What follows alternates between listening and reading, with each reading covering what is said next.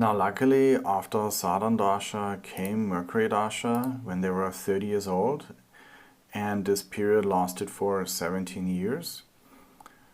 In Mercury Dasha they shared some beautiful moments with their siblings and maintained the friendships. We can see here that Mercury manifests the third house, and this is what brought them together to enjoy happy times. But Mercury is also here under some malefic influences. Mercury is aspected here by Rahu, who is debilitated, by the debilitated Mars, by Ketu from the 12th house, and also debilitated Sun. And so there were a lot of underlying differences and frustrations between them and their siblings that made the interactions less enjoyable. But overall, Mercury Dasha was able to maintain regular communications and a sense of friendship. So let's see which Antardashas were better or worse. Well, we can see here that Mercury is aspected by Jupiter and Venus, the two benefic planets, and so the Antardashas of Jupiter and Venus can bring about positive events and the opportunity to reunite.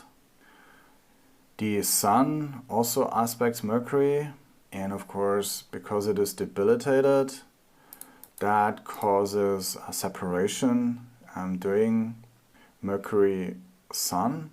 Rahu and Mars also aspect Mercury, and those will be, of course, very difficult Antardashas, Mercury-Mars, Mercury-Rahu. During this time, they had significant disagreements and fights with their siblings. And in fact, during Mercury-Rahu, they had a huge fallout with one of their brothers, and they didn't talk for months afterwards. It was not until Mercury-Jupiter started that they met again and forgave each other and reconciled at a family gathering.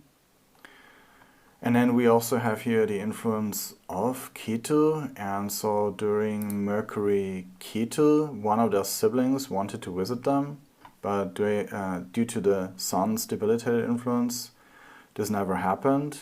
Instead, another sibling came to visit them, but this was in Mercury-Venus. Right? Venus here has a benefic influence, and so during this time another sibling came and they spent some happy days together.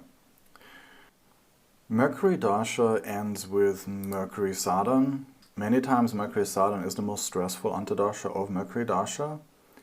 It's the transition into Ketu Dasha. Ketu Dasha always brings hidden pain to the surface that ultimately needs to be acknowledged and transcended. For this person, they went home during Mercury Dasha, but one of their siblings made them feel really unwelcome and was quite harsh, and they returned home with a heavy heart and were quite sad after this. Now after that came Ketu Dasha, and Ketu Dasha is a time of endings and conclusions. As this is always the theme of Ketu Dasha, the question is, are those endings leading to a better or worse relationship with their siblings?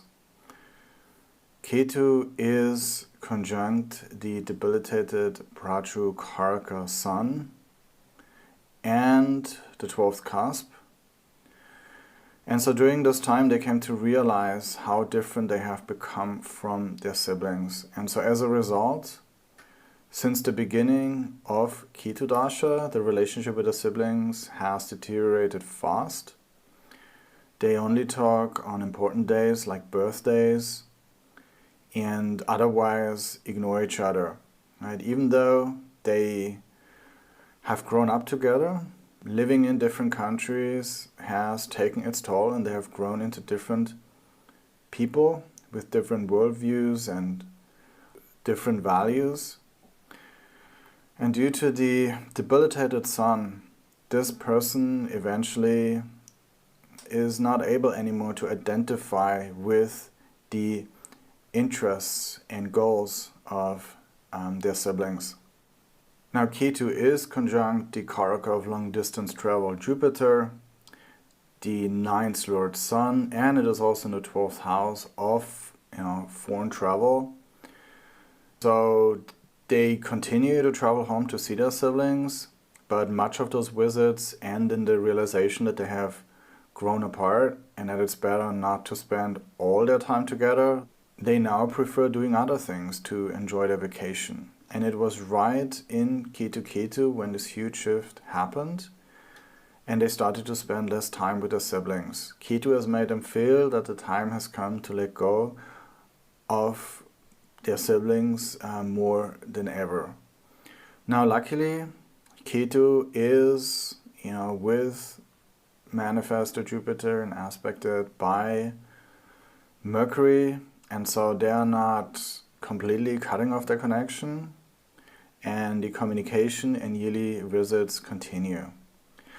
So this is an interesting chart with a lot of manifestation of Jupiter and Mercury on the important, third house factors in the D3. But the two debilitated planets connected to Rahu and Ketu and those, malefic houses eventually took their toll on the relationship with the siblings. A debilitated sun in any Varga creates inconsistency in that Varga, and then when we add Mars debilitated, then we can understand that this person gets easily frustrated because they don't have the strength and ability to improve the relationships with their siblings, nor are they able to stop them from deteriorating more and more. And so even though there's all this opportunity and anticipation when they visit, they always end up with the same bad feelings when they get back home afterwards. And as they get older, they just start believing that it's going to be different again in the future. And so they just don't want to try anymore. And if it wasn't for Jupiter and Mercury maintaining the relationship, this person would have long ago stopped the communication. There would be just no reason for them to stay connected.